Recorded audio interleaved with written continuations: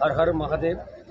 আমি আজ এসেছি এই মণিকর্ণিকার ঘাটের সামনে, অর্থাৎ মণিকর্ণিকার যে শ্মশান ঘাট, সারা ভারতবর্ষে যে বিখ্যাত শ্মশান ঘাট, আমি সেখানে রয়েছি। তো আমার অনেক জীবনের আশা ছিল যে আমি এই মণিকর্ণিকার ঘাটে একটু ভাগবত পাঠ করব, এটা জীবনের অনেক আশা ছিল। তো ভগবান ভোলানাথের কৃপায় আজ সেই আশা আমার পূর্ণ হয়েছে। আমি ভাগবতম নিয়ে এসেছি শুধুমাত্র এই মনোবাসনা সুন্দরভাবে যাতে পূর্ণ হয় সেই জন্য। তো আমি এখন পাঠ করছি শ্রীমদ্ ভাগবতমের চতুর্থ স্কন্দ নবম অধ্যায়, ধ্রুব মহারাজের গৃহে প্রত্যাবর্তনের শ্লোক 36। মৈত্রেয় উবাচ, ন বৈ মুকুন্দস্য পদারবিন্দয় রজোজুষস্তাৎ ভবাদৃশা জনা বাঞ্ছন্তি তদ্দাস্য মৃতে অর্থমাত্মন যদৃচ্ছয়া লব্ধমন সমৃদ্ধয়।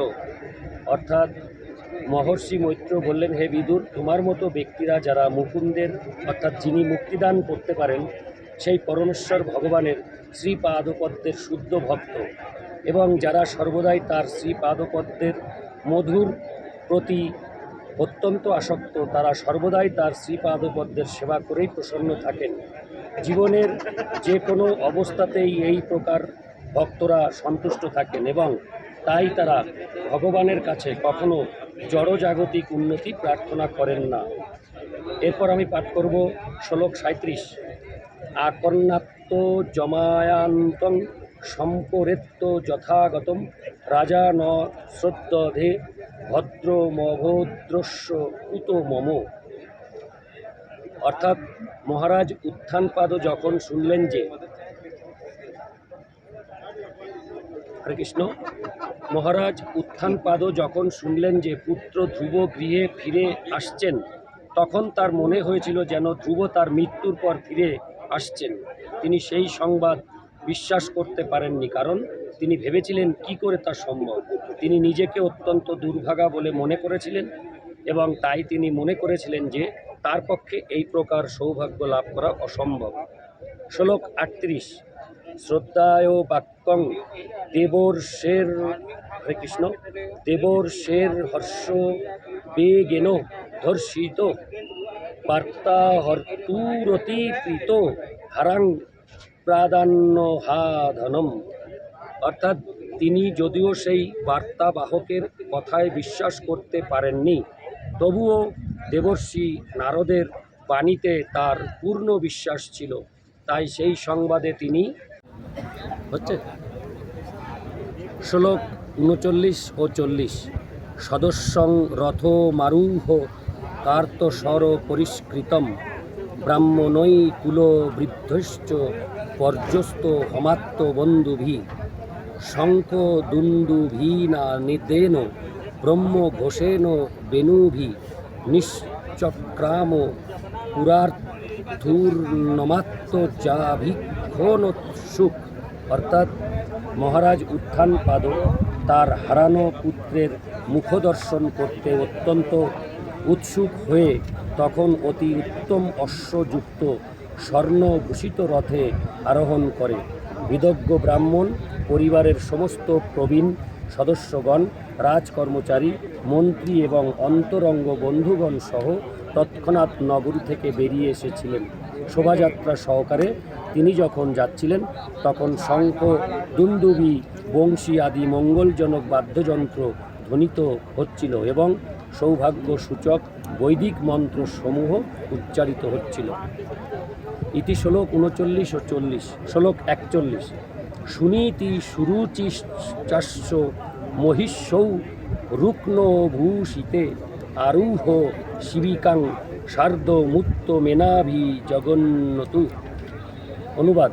মহারাজ উত্থানপদের, হরে কৃষ্ণ, মহারাজ উত্থানপাদের উভয় পত্নী সুনীতি এবং সুরুচি এবং তার অন্য পুত্র উত্তম সহ শিবিকায় আরোহণ করে সেই শোভাযাত্রার সঙ্গে সঙ্গে যাচ্ছিলেন।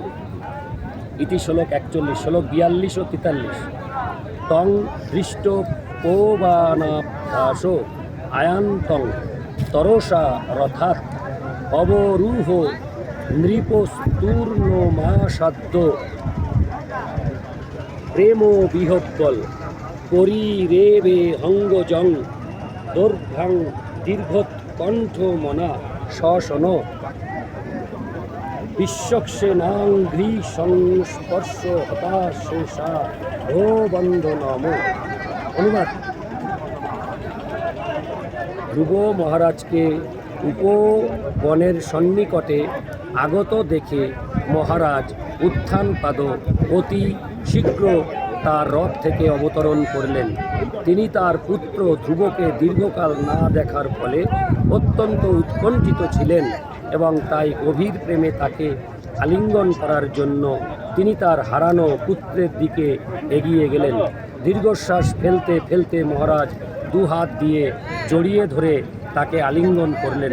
ধ্রুব মহারাজ কিন্তু পূর্বের মতো ছিলেন না। পরমেশ্বর ভগবানের শ্রীপাদপদ্মের স্পর্শে তিনি সম্পূর্ণরূপে পবিত্র হয়ে পারমার্থিক উন্নতি সাধন করেছিলেন। আমি আরেকটি শ্লোক পাঠ করে শেষ করব। শ্লোক 44। অথা জিঙ্ঘ্রন্মুহুর্মূর্ধি শীতৈর্নয়ন বারিভি স্নাপোয়ামাস তনয়ং জাতোদ্দাম মনোরথ। অনুবাদ: ধ্রুব মহারাজের সঙ্গে মিলনের ফলে রাজা উত্থানপাদের দীর্ঘকালের মনোবাসনা পূর্ণ হয়েছিল এবং তাই তিনি বারবার ধ্রুবের মস্তক আঘ্রাণ করেছিলেন এবং আনন্দাশ্রুর দ্বারা তাকে স্নান করিয়েছিলেন। জয় শ্রী ভাগবতম কি জয়, জয় শ্রী ভাগবতম কি জয়, জয় শ্রী ভাগবতম কি জয়।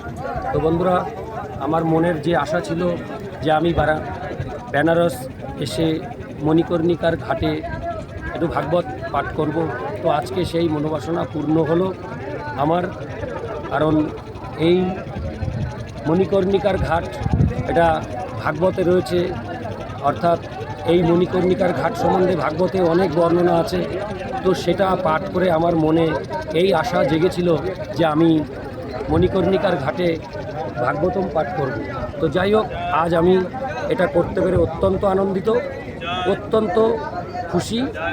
ভগবান ভোলানাথের কাছে অনেক অনেক ধন্যবাদ জানাই যে আমাকে এখানে উনি এনেছেন এবং আমি এই কাজটি সম্ভব করতে পারলাম।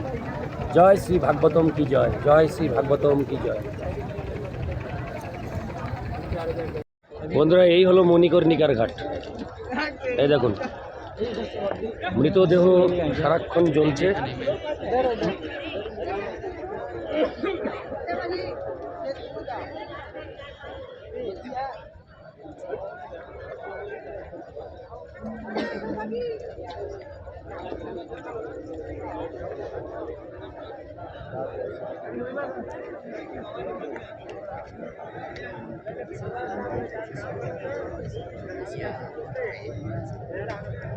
ये श्मशान एरिया इटू यहाँ पर श्मशान एरिया ना उधर पे?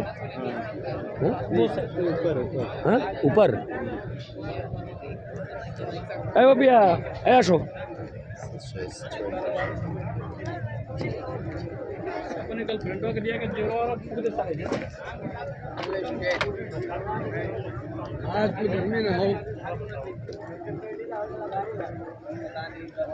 मणिकर्णिकार घाट, बेनारस।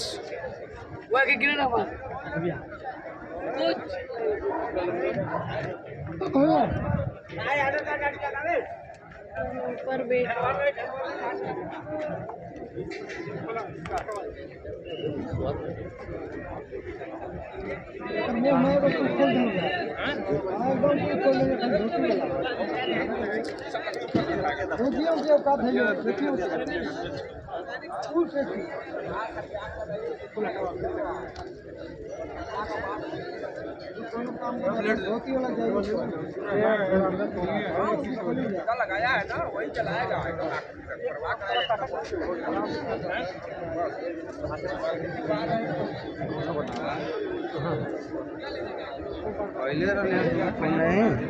মণিকর্ণিকার ঘাট অতি পবিত্র এক আধ্যাত্মিক শ্মশান ঘাট। এই সেই মণিকর্ণিকার घाट ये लो साइड में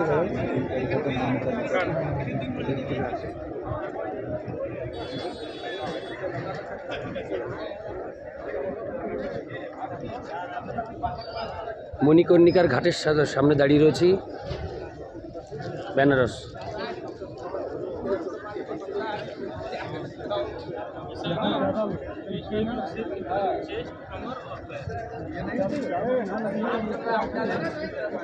जूता पहने हुए जा कपड़ा पकड़ करके आप लोग खाइए क्या